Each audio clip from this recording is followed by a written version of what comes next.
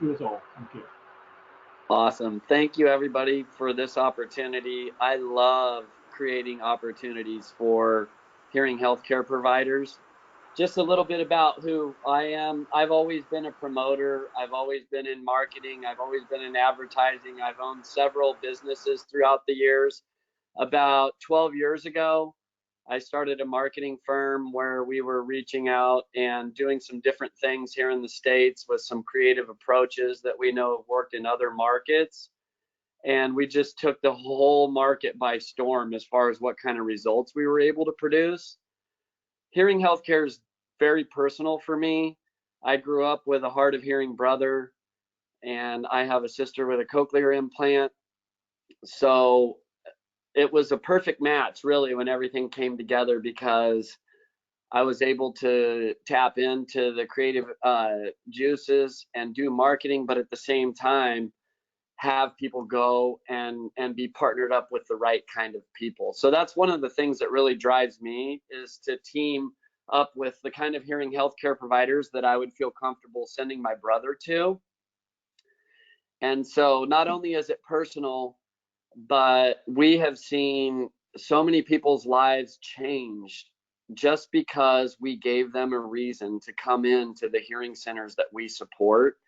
And I just want to thank all of you guys for giving me some time, because this is something that I love, just sharing my expertise and what I've done so that more people will come and get help. And your guys' market may not be exactly like the market in the States. I know that it isn't. I'm going to share with you a lot of the things that I share with hearing practice owners and manufacturers all across the United States. And then if you have questions at the end, or if you have questions through my presentation, I just want to be able to give you guys some of the things that I know have created success here and see if it can be of a help to you. And so you guys know a little bit about me. Hearing's personal for me, and then it doesn't really help you to know that much about our company, but it does, as we're going to be talking about a culture of opportunity. And at Rock, we have a slogan that's not just a slogan, it's why we exist, and it's what we start with. And we exist to create opportunities for the practices that we work with. And this is a really important mantra for us, because what it does within our Rock organization is it gives our team the ability to make decisions without having to run it up the chain, without having to be complicated. As long as they execute where we know that they are creating opportunities for other people, we will work the details out later. So that we exist to create opportunities for you guys. And that's really why I wanted to share with you today. So that's me, and Rock exists to create opportunities for others. So a couple of little touching points that I want to touch in with, and the first one is setting the whole talk is going to be about creating a culture of opportunity. And this is really, creating a culture of opportunity is really the biggest determinative factor on whether hearing centers are successful or not. And so that's why I really wanted to key in off of that and share with you some of the things that I've learned over the years. But setting yourself apart creates a culture of opportunity. And I don't know if the UK is like the States, but in the States, there's a hearing center on every corner.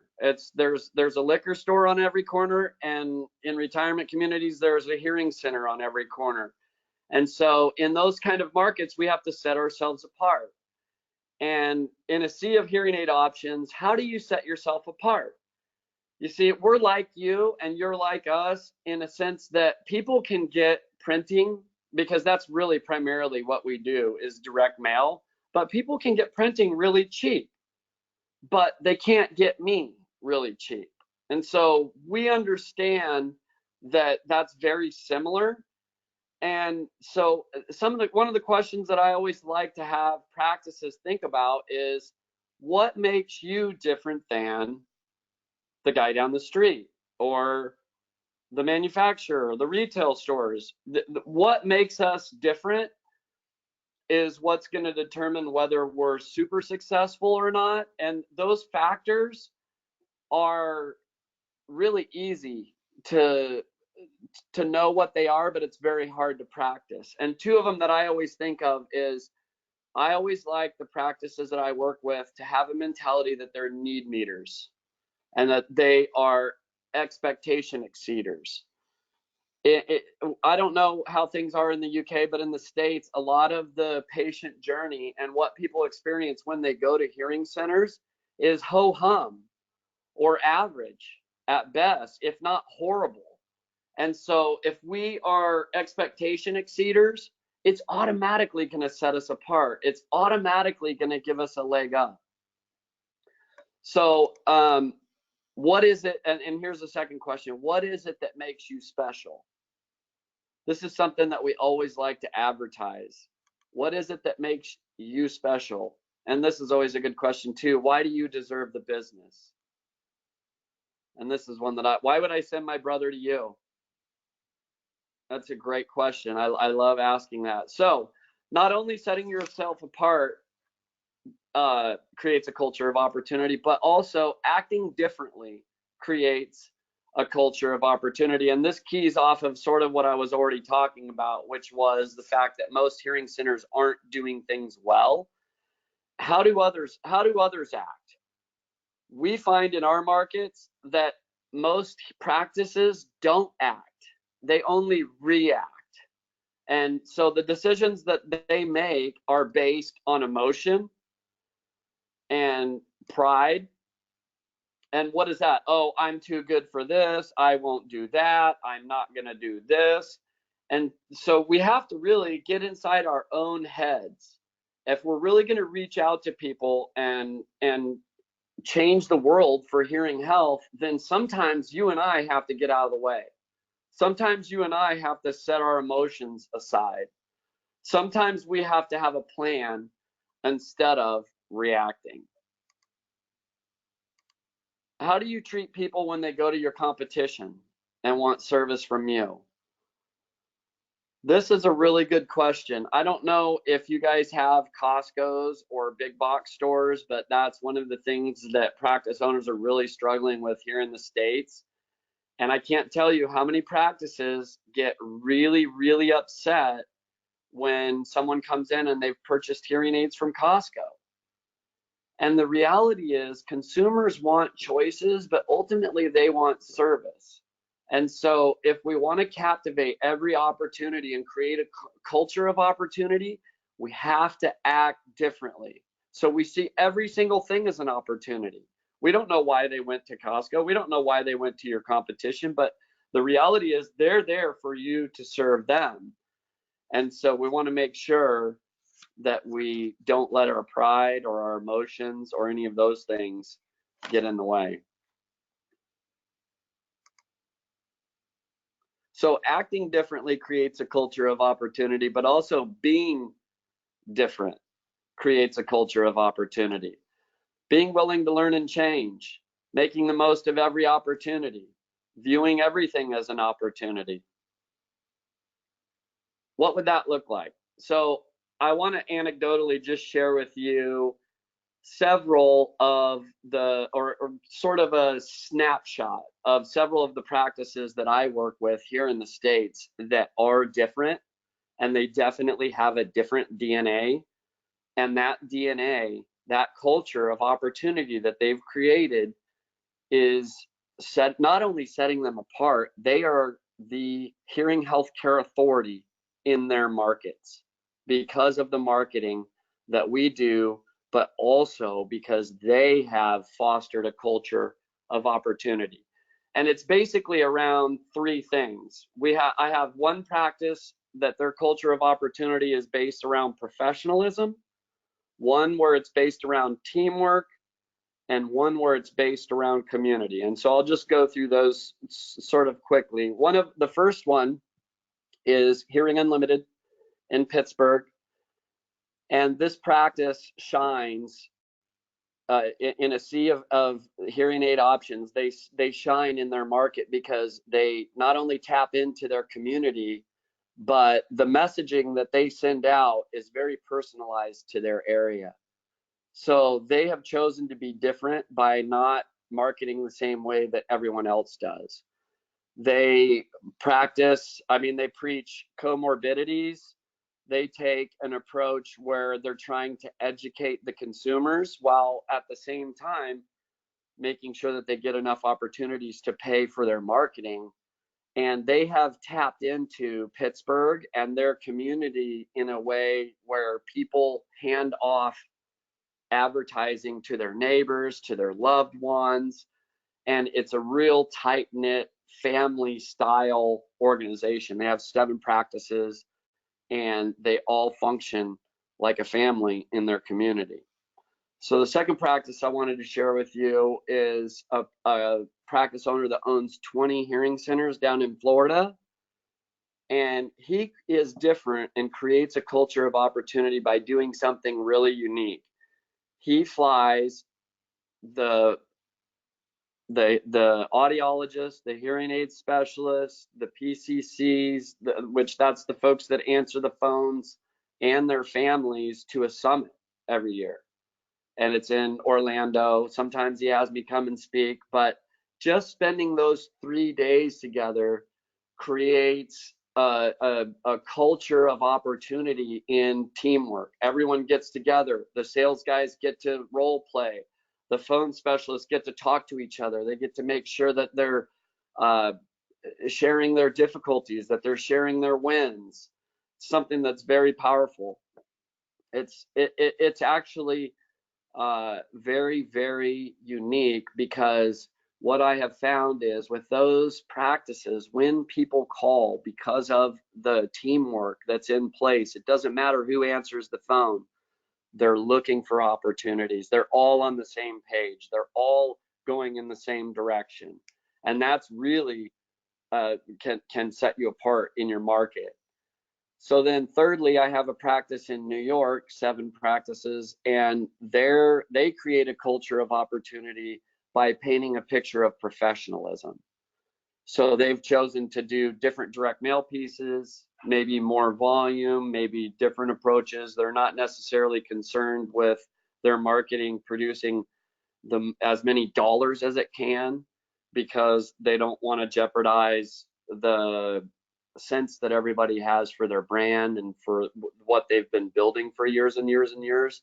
And so we use marketing that really paints a picture for their consumers that are out there, that they are the hearing healthcare authority in their area.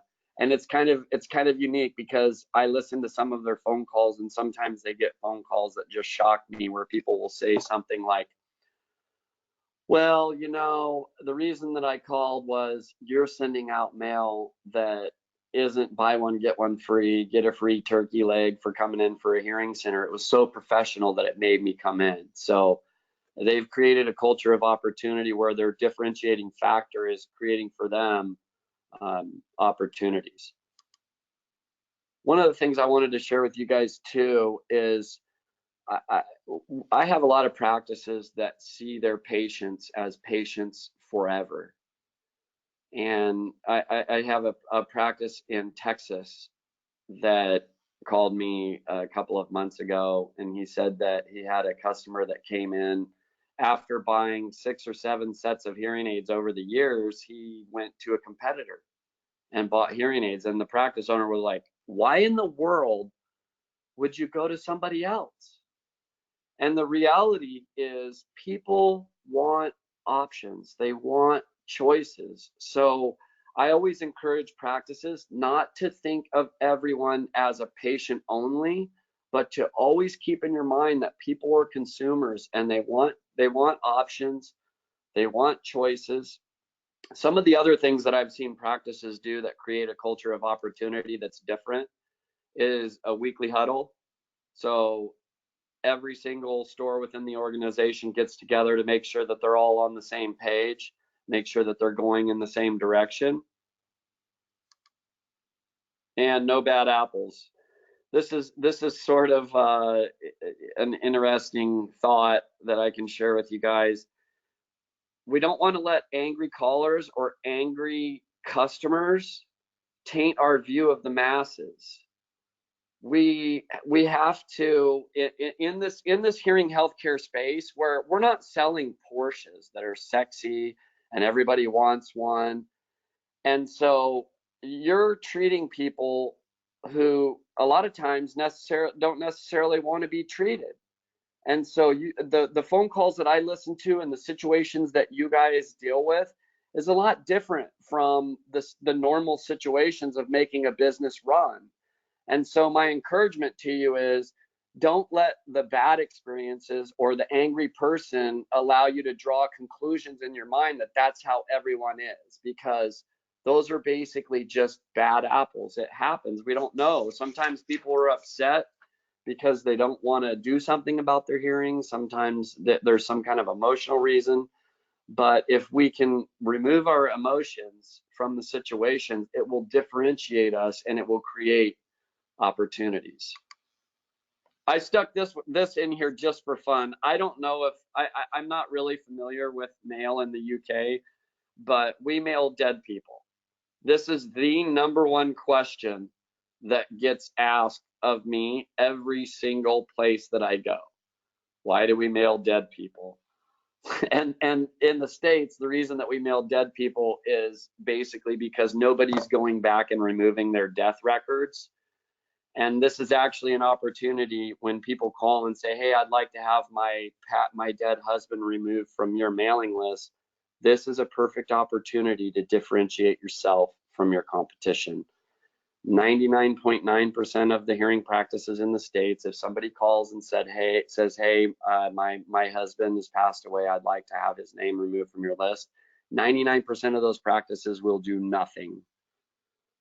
So if you, and this is what I always encourage practices to do, I'm really sorry for your loss, Mrs. Smith.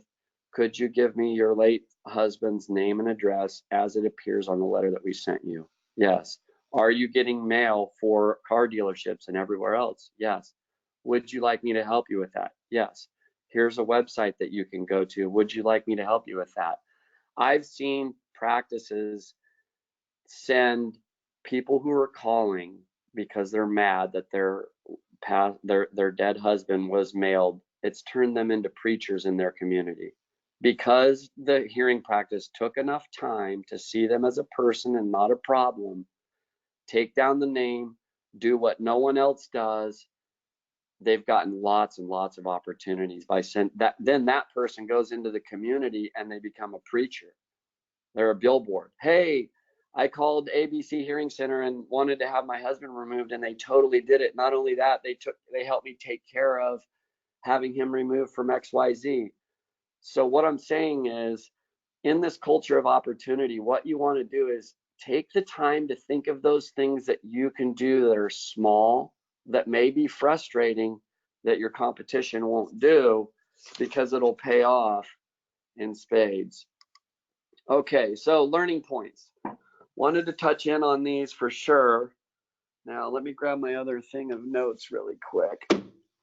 Okay, sorry about this. What to measure? This is probably one of the most frustrating points for me, is because I love opportunities, and both my business partner and I and our whole team we named the company Results Only Consulting because we love results. We want to get opportunities. And so one of the most frustrating things for me is to create opportunities, but not to have the key performance indicators in place to where we're measuring the right things. And what we ultimately always measure is the ROI, but the KPIs and your guys's may be different. You just want to know what those are. You want to make sure that if you're creating a culture of opportunity, that you're measuring the right things. And I'll just let you know from a direct mail perspective what we measure. And then you can draw your own conclusions as far as what you think you should measure. But it all boils down to what kind of return on investment are we getting? What kind of response are we getting? The key performance indicators that we use are cost per call, cost per unique lead, which is a call from one number, how many appointments, how many cancellations, no-shows, how many actually showed up, and then if we can get down to how many units we sold, that's ultimately the key performance indicator curve that we're flowing on.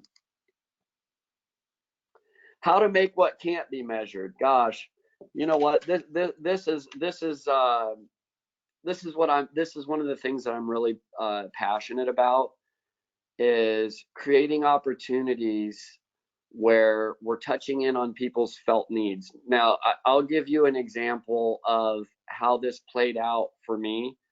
I'm going to tell you a story about Kelly, and I have an audiology practice with 3 doctors in Texas, and they came to us and they said, hey, we need some opportunities. You know, what can we do? We've had no success with marketing or direct mail. Everything has been a flop. And so we said, hey, let's just put our normal program in place and let's see what happens. And I got an email from the gal who answers the phone the second day into the promotion, and she was distraught in the email. She was like, I've got people calling. I don't know how to take them off the list.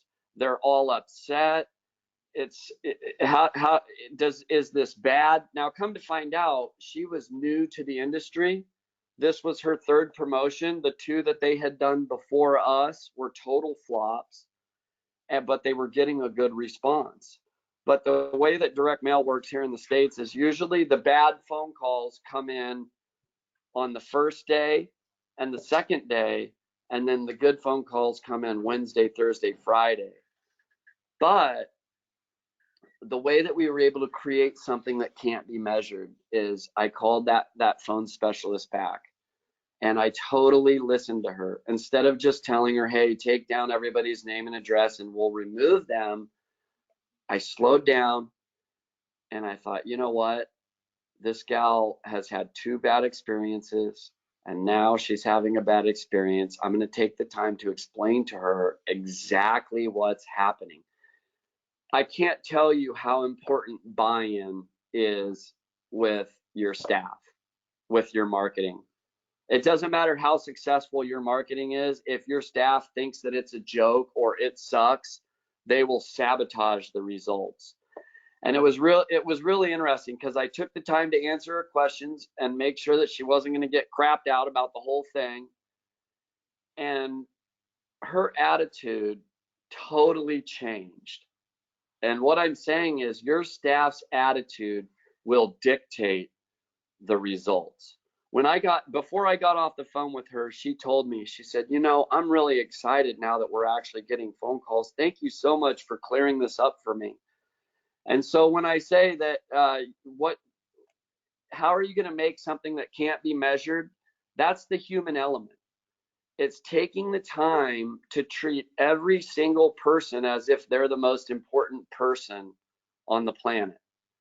It's important. And for me, that's the phone specialist or the practice owner. For you, it's the consumer. But just taking the time to make them more important is great. Teach your team the why. Teach your team why you exist. You guys don't exist to sell hearing aids. You exist to change people's lives. If you can create a DNA within your organization where everybody knows what your why is and they have buy-in, you will make something that can't be measured. And then, of course, like I was saying, listen to understand. Why does a culture of opportunity matter in marketing? That's exactly what I was talking about before, because if your team is not excited, it will not work. Creating a filter for the patient's journey. This is something that really starts with communicating the why to your team, because if the filter for the patient journey is, it doesn't matter why they reach out to your hearing center, they're going to get someone that knows what they're doing and is passionate about what they're doing. It doesn't matter if they're calling your hearing center to get directions to go to a store. If we've created a culture of opportunity, if someone calls in and wants directions to a store, we might get them in for a hearing test. So creating a filter for the patient journey is really training and teaching your team to make sure that every single person that has contact with your organization does not have a bad experience. You see, creating a filter for the patient journey is really educating your team that who's the most important person. It's all about the consumer. That's who it's all about. This is what I tell teams all the time. It is never worth it to allow anyone to have a bad experience. I used to be in the restaurant industry here in the States, and they said that for every good experience that someone has at a restaurant, or a fantastic experience, they will tell 2 people. For every poor experience that someone has, they will tell 10. And so with that in mind, we want to make sure that every single person that comes in has a good experience. It's all about them. Now, I have 2 more stories that I wanted to share with you guys that are just anecdotal, and then I would sort of like to just do some question and answer time, if that would be good. And well, actually, I'll just tell you one. I'll tell you one story. I had a guy about 25 years ago that was an elderly guy that was one of my roommates, and he was living with me, and he was in his 80s. And I came down one night, and he was reading a rock climbing magazine. And I told him, I said, Dave, I think you're a little old to be reading a rock climbing magazine. You know, what in the world are you doing? And he said something interesting that stuck with me. And he said, Matt, I don't have any interest in rock climbing. He said, but what if one of my grandkids is into it?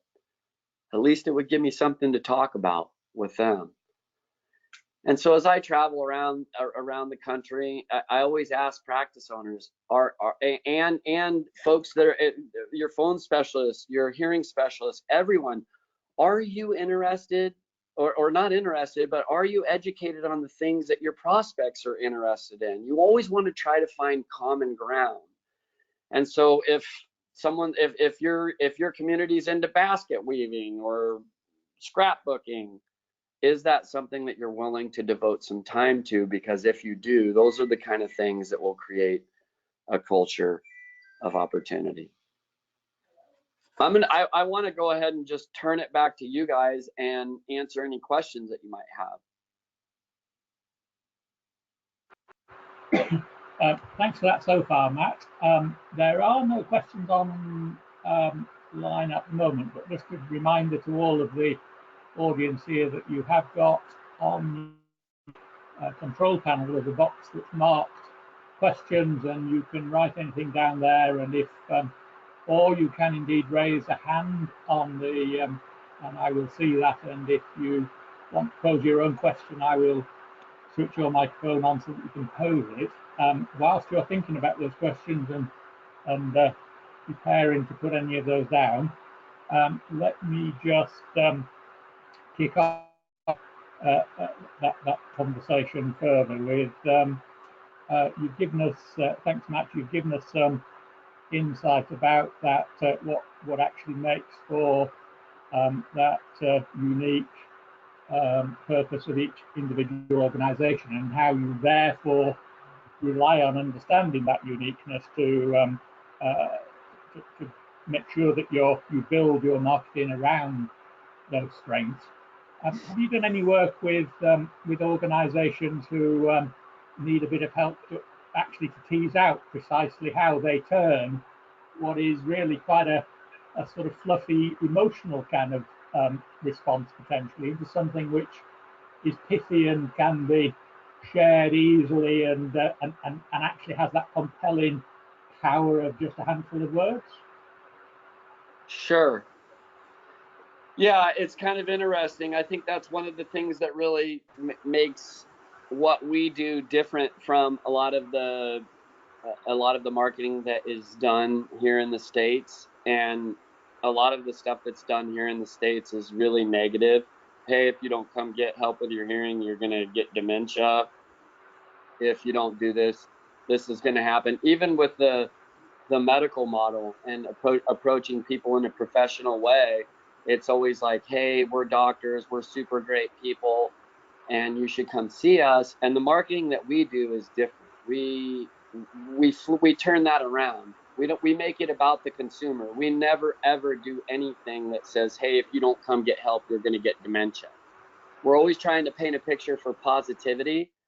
And then even when it comes to it, we have several different levels of Neal, but one of the things that we do is the medical model, and that's where folks don't want to do any kind of giveaways, no sale, no call to action, which is fine, but the knee-jerk reaction for practice owners is always to try and throw all of the best of the best stickers, and we're great people, and we're the greatest audiologists. If you go to anybody else, you're stupid.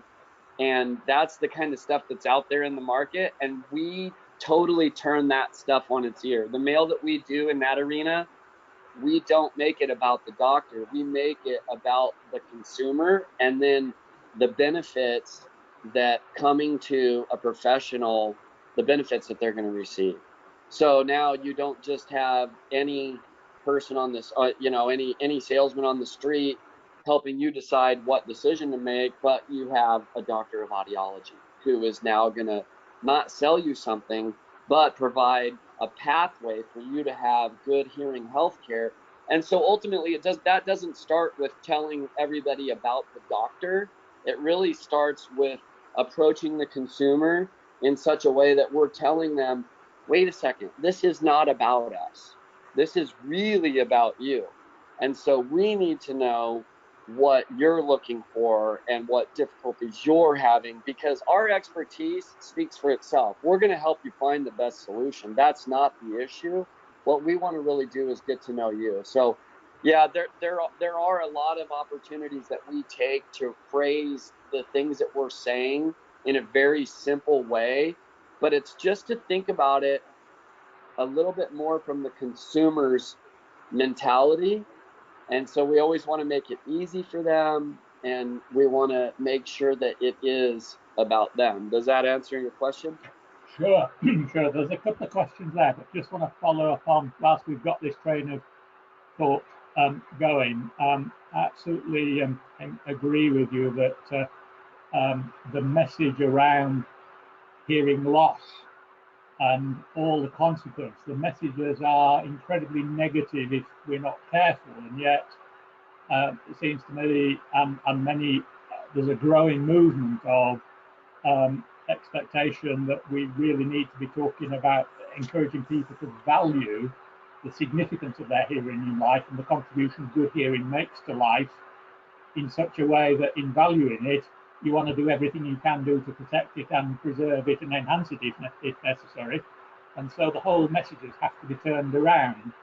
But there is so much kind of ingrained level of language that means the minute you've had a conversation that you all think that's really important, instantly you revert back to those messages about hearing loss and the threats of dementia and all the rest of things. How do you actually manage to, do you have any similar experience of really sustaining that message, which is about and creating that energizing people to really value what they've got in the significance of hearing in their lives? Yeah, so one of the ways that we do that is through pictures. And the pictures that we choose are super important because, and we don't just Google, happy old people, but if we're communicating them, or, all of our copy doesn't have happy old people riding on the beach, because that's not everyone's reality. And so ultimately what we use a lot of images. We also try to make sure that the messages that we're communicating are very simple, but I spend a lot of time A/B testing creative with different images, because a lot of times you can paint a picture for someone that they need to get help with their hearing health care in order to enjoy the time that they're going to be around their family, without telling them, hey, dirtbag, do you know you're not hearing your grandchildren?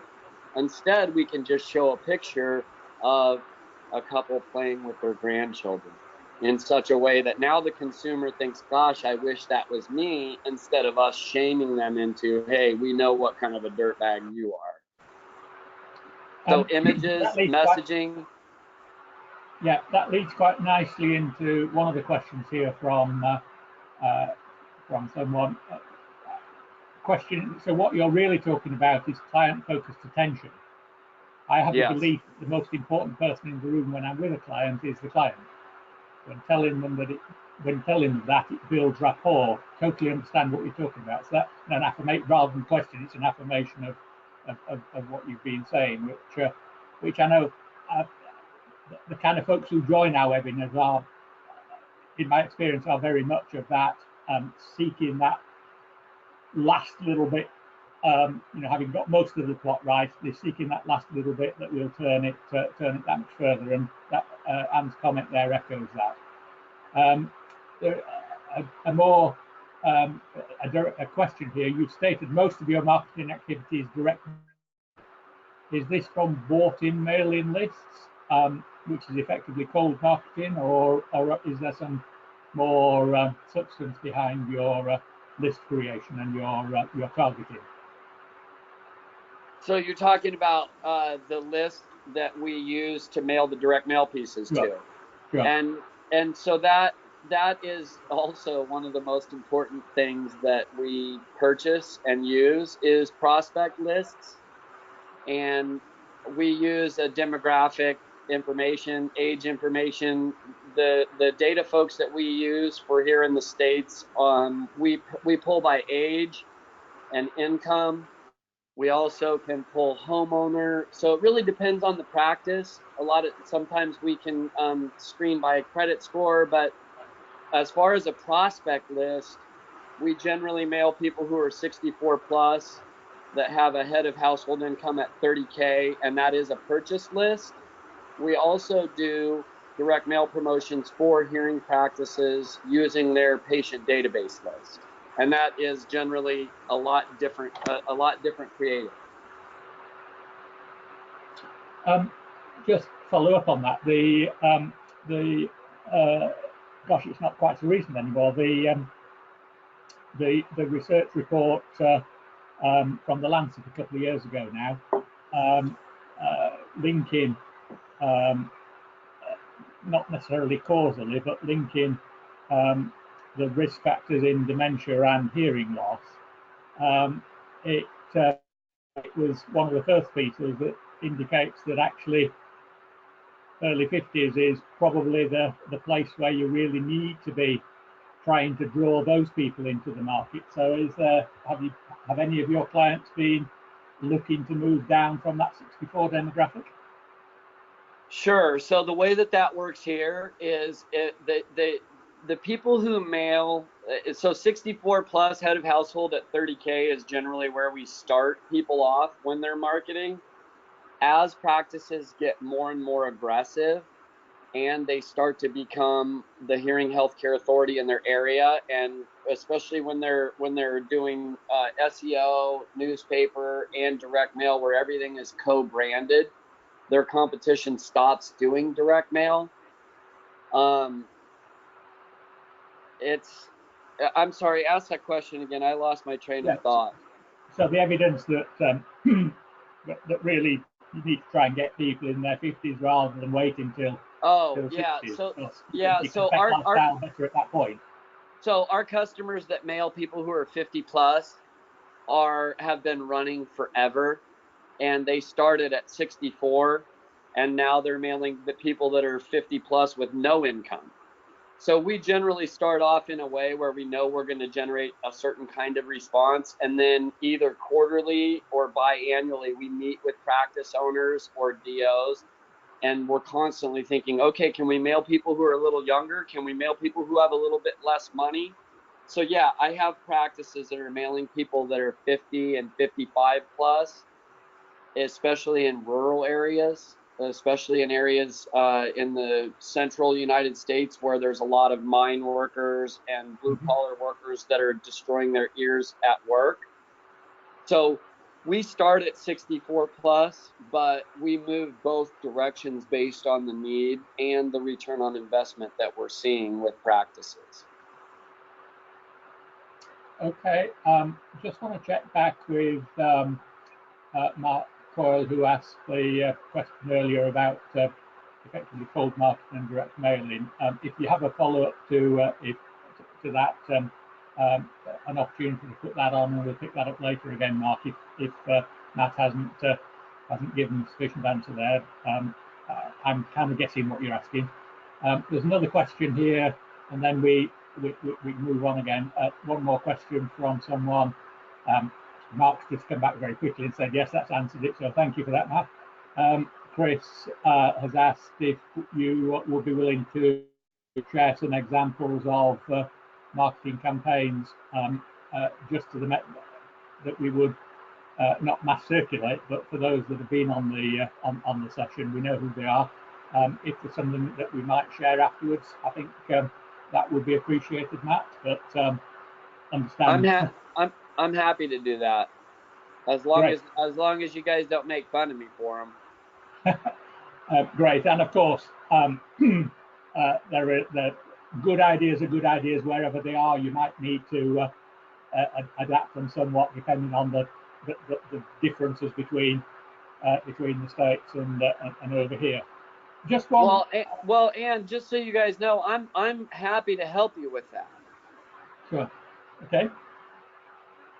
Maybe we'll if people are looking for anything, then drop us a question and we'll put you in touch with Matt directly after the event.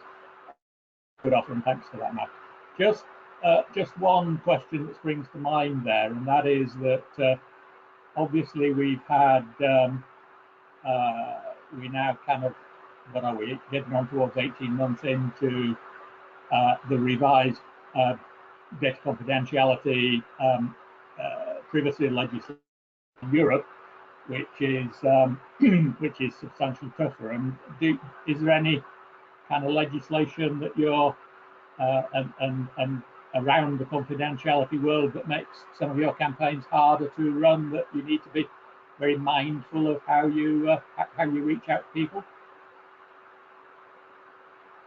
No, you know what, we do a lot of mail for the manufacturers here in the States, and because of legal issues with compliance, that we don't, I can't think of any direct mail piece that we do that has any kind of sketchiness as far as that, like the FDA certification and the OTC and all of those things that you guys have probably heard about in the States is really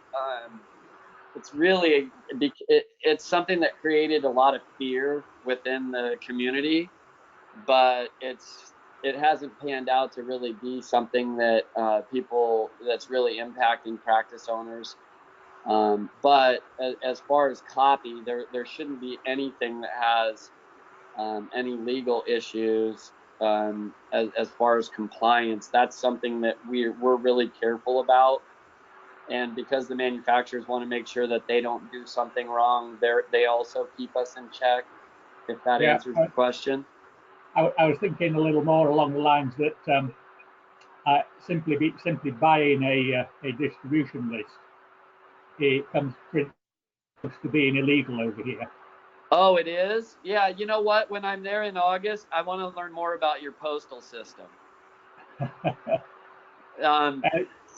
So here you can purchase a consumer list for one-time use, and the only time that you really could or would get in trouble is if you were prospecting out of somebody's patient database where you actually had medical information. Then it would be a HIPAA violation. Yeah. But yeah. We are HIPAA certified, so because we transfer files back and forth. So there can be issues and from time to time you will send direct mail to someone that thinks that you specifically targeted them for hearing loss. in reality, we can always prove to that person that what we actually purchased was a list only based on age and income, and not based on the fact that they went and got a hearing test 2 weeks ago or something like that. Yeah, interesting. It's a delicate area about, in principle, you know, the legislation says you can only market to people who've given you permission to market to them. Is the kind of flavour that we, not quite as tough as that, but it's pretty close to that. Anyway, no more questions at the moment. Thanks for that interactive conversation there and addressing those questions posed. Do you want to carry on and perhaps come back to some more questions later? Sure.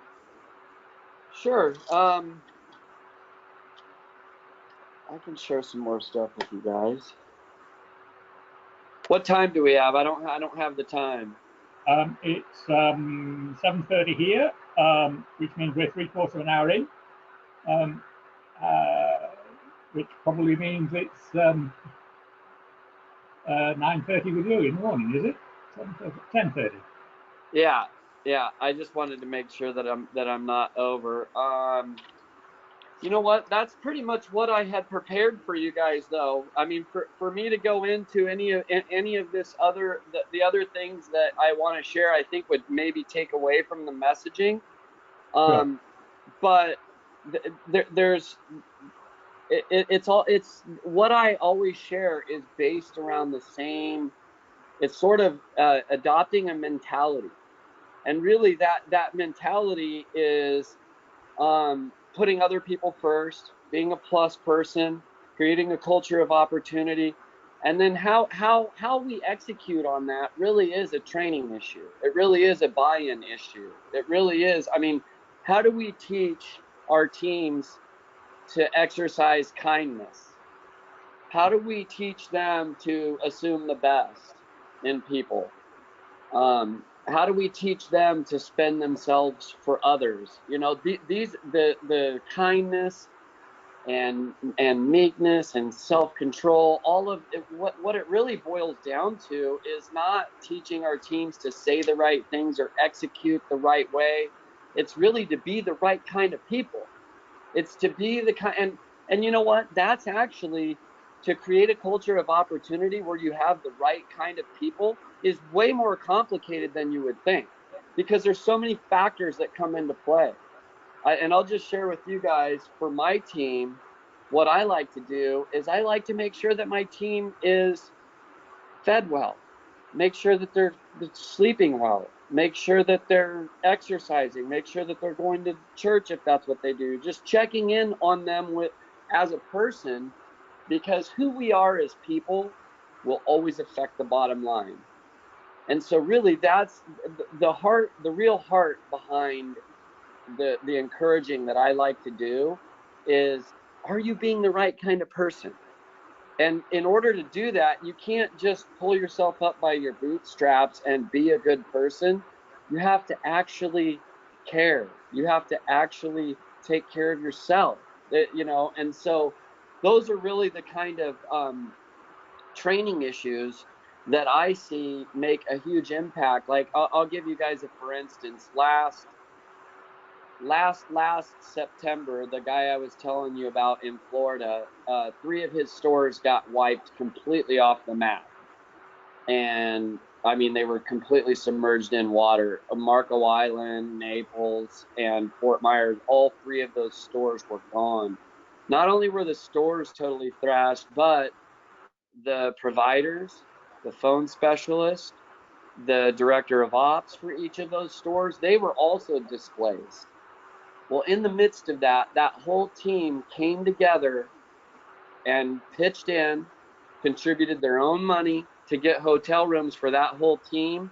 And within 3 days, they had some of those offices already relocated and set up. And that's because those people love each other and they love what they do. And I guess it's kind of corny to even say that. Well, hey, the secret to marketing is love others and love each other.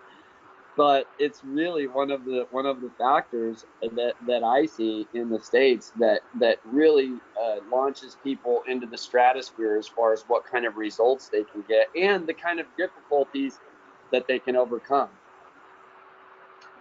That's really, really helpful, and especially given that we are in the business of hearing care, which is all about letting people have more active, more engaged, more fulfilled lives. I mean, that element of caring about who people are and what people are sits at the very heart of motivation for the majority, I would expect. And so in some ways it ought to be more natural to see that as a critical part of the building process. Now, maybe I could share with you guys a couple of common questions that come up all the time here in the States, whether it applies or not, and then I'll share with you guys some things that I don't necessarily always share with everybody. How would that be? That would be good. Okay. So this is one of the things that I hear all the time. Customers, I only want to do one marketing event and see how it goes before continuing to do more. And generally, if people only commit or only try one marketing event, it generally they're not committed to the process, because the thing that I think most people don't get right is they don't understand that what's constantly changing within the hearing healthcare consumer market is people's needs and their opportunities. And so if you send out, if you do one marketing event, how do you know that you're not reaching out to the same people that your competition just harvested from? And so I always share with practices the data that we have that paints a picture for what kind of results we see, because we don't preach our best results. We try and preach averages. With marketing, I always want people to have realistic expectations and under promise and over deliver. And so showing practice owners data for what happens if they only try and do one event or one marketing campaign, as a practice owner, I wouldn't necessarily just listen to every marketing person that comes down the pike. You want to make sure that your marketing people have numbers to support the decisions that they're making. Because I can tell you guys this right now, none of you have made as many marketing mistakes as I have. I always base my decisions not on how I feel or what I think. I don't need to be the ideas guy. We base it on what the return on investment is. So if a practice owner comes to me and says, hey, I just want to do one event and that's it, then I'll show them with the data what will happen if that's what is likely to happen if that's what they do. So that's a common issue. Another issue that we have a lot is practice owners and independent practice owners always want to personalize and customize messaging, and they don't understand the content and pieces that we test is based on 40 million pieces of mail, and even more than that if you count the stuff before. So I started out by sharing with you guys that we do mail a lot of mail for audiologists, but all the mail that we do, since we've been using the same approaches, proven approaches, day in and day out, if practices want to make changes, we can tell them what's going to happen if they decide that they don't want to have, for example, I have practice owners will say, hey, I don't want to have any dates on there. Okay, no problem. If we put dates on there and you drop 7,000 pieces, you would get 20 appointments. If you don't have dates, you may get 12, because the consumer doesn't pull their calendar out. It's not important to them. So showing practice owners data is one of the ways that we overcome the one and done marketing approach, because ultimately we know it's not good for practices to have a short-term plan. We want to show everyone enough data that they can put a plan in place to not be reactionary. That's ultimately the way that we're able to take over markets as far as direct mail is concerned. I used to have, it's funny, I was talking with one of my longtime customers, the one that I was telling you about from Pittsburgh, and he told me the other day, he said, Matt, you used to, when I was telling him about this presentation, he told me that I used to have a rule, and I called it the 1% rule. And it was really what allowed me to win them over as a client in the very beginning. And I told them, you know, they said, hey, can we change the style of what you're sending out? And I said, yeah, 1%. You can change 1%, which is your name and your phone number. And that's certainly not how I am now. But, you know, 10 years ago, that was totally a thing. And the mentality behind it is, if it's not broke, don't fix it. And if we're going to change it, let's at least A/B test it and send out half the proven way and half the new way so that we can measure whether it's worth it.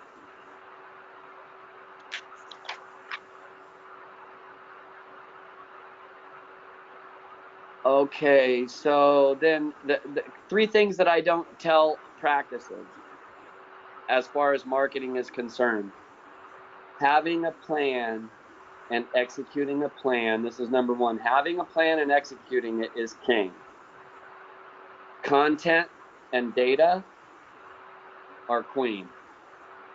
And in marketing, the court jester is blind repetition. I don't know if you guys have marketing people in the UK that just come to you and say, well, this will work if you do it 13 times.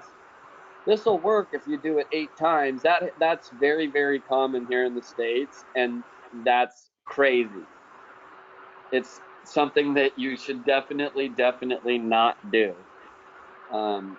Blind repetition and not measuring what we're doing and not making sure that we are getting opportunities and recovering costs and selling more hearing aids and changing more lives, it just doesn't make any sense.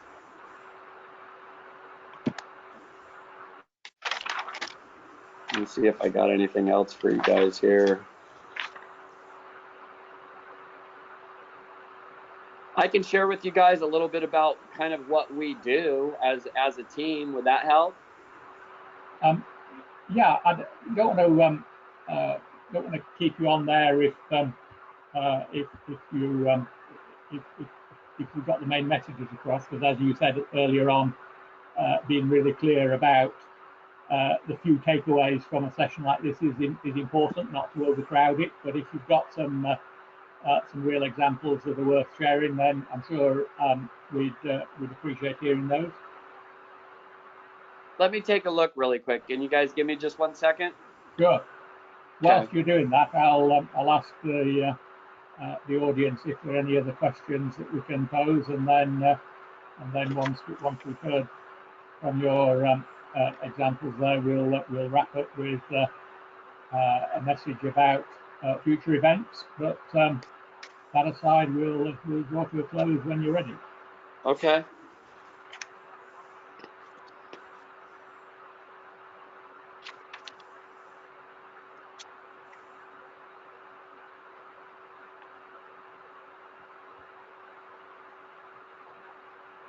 Yeah, you know what? A lot of this other stuff that I have prepared is just nuts and bolts of direct mail, and I think it might take away from what we're really trying to share together. But I do want to make sure just to let you guys know that if you want my help, I'm here to help.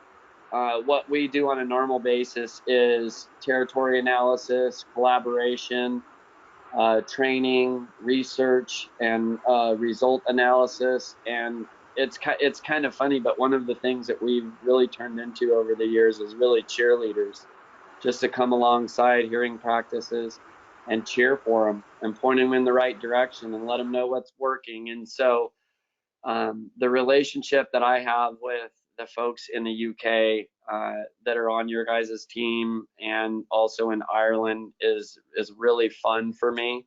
And so I want to be a resource if you guys want someone to bounce ideas off of.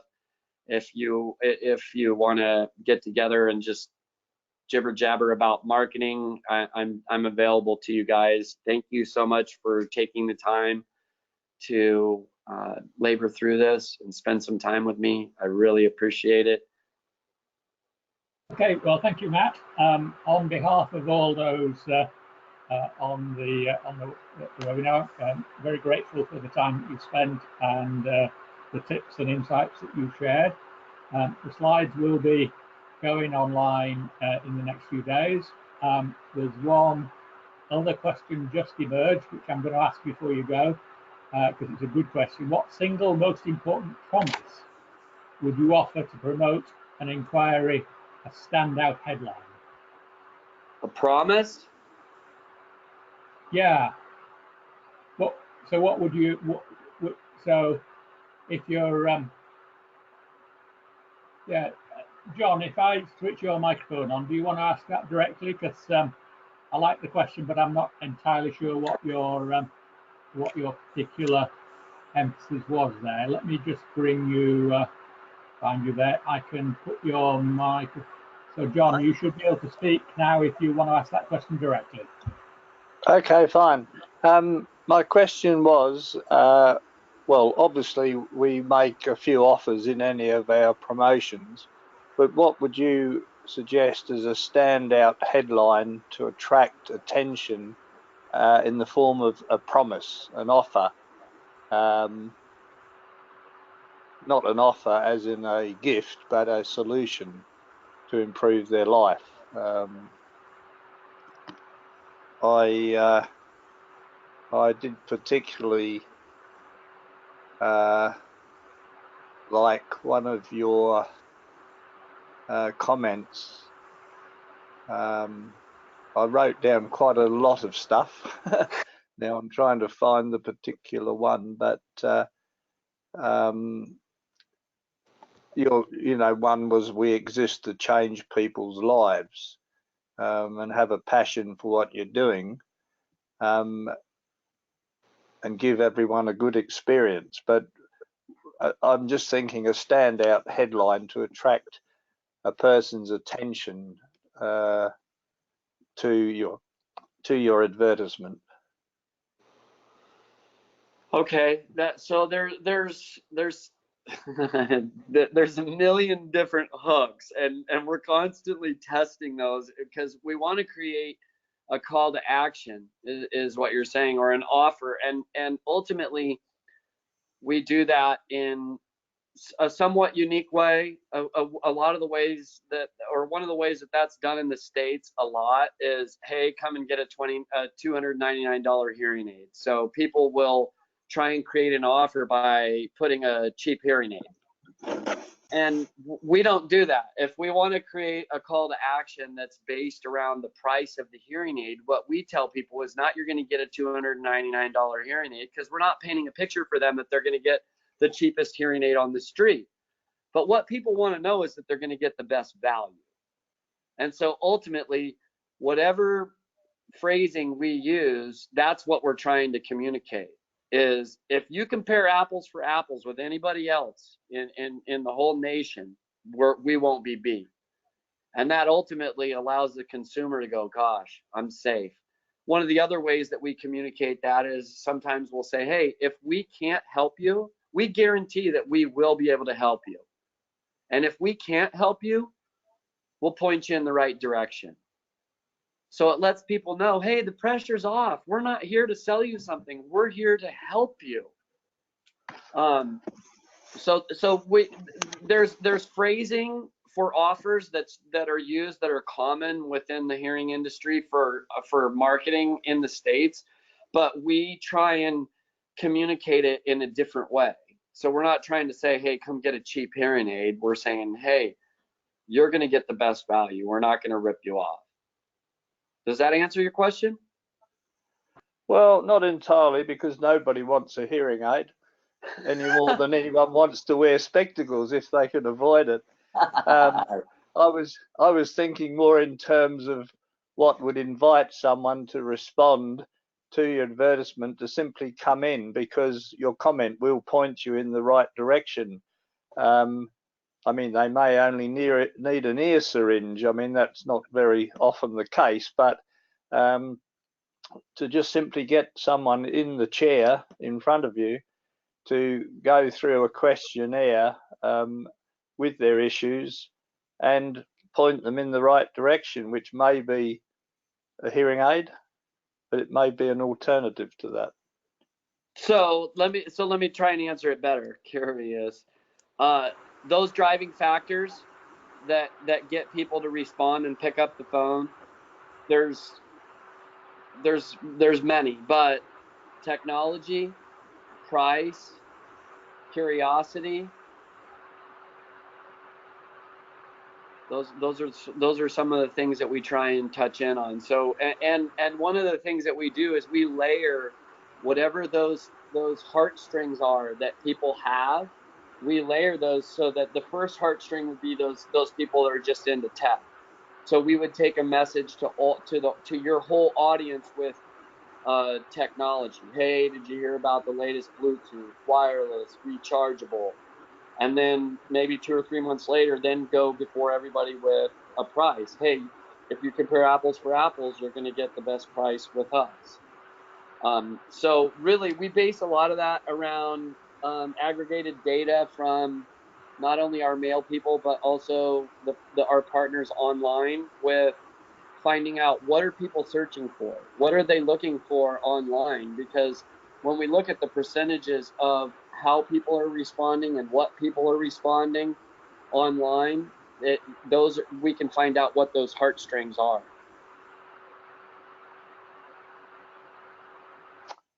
Okay, well, thank you. Sorry, John, go on. Thanks, John. Thank you. So just to just wrap up again, thanks to Matt for his time and the offer of following up with individual help if people are want to go further. We'll be able to put you directly in touch with Matt afterwards if anybody does want to pursue something there. I just final message from me to draw your attention to the mail shot that's gone out today to members, that the next one-day event is on Saturday the 7th of September in London. Very much looking forward to seeing as many of you there as we can. And the general theme of the day is a recognition that at the moment there is more and more evidence of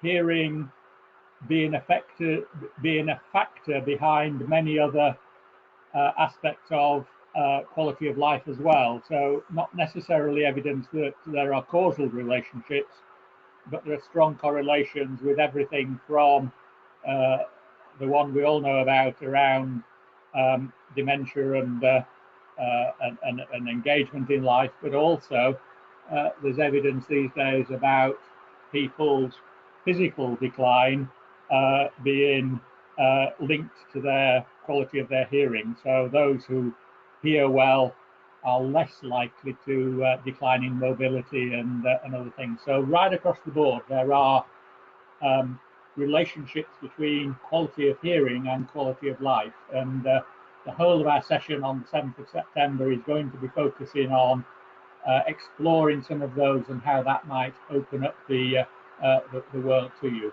So thanks everybody for joining us today, and look forward to seeing you then. If you're interested, go online. The program is the outline program is there today, and I've got one request for a further follow-up with you, Matt, afterwards. So we'll put you in touch there.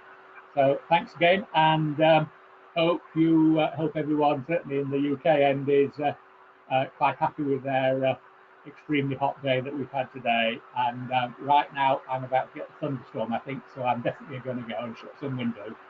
Thanks everybody, and thank you, Matt, especially. Thanks, mates.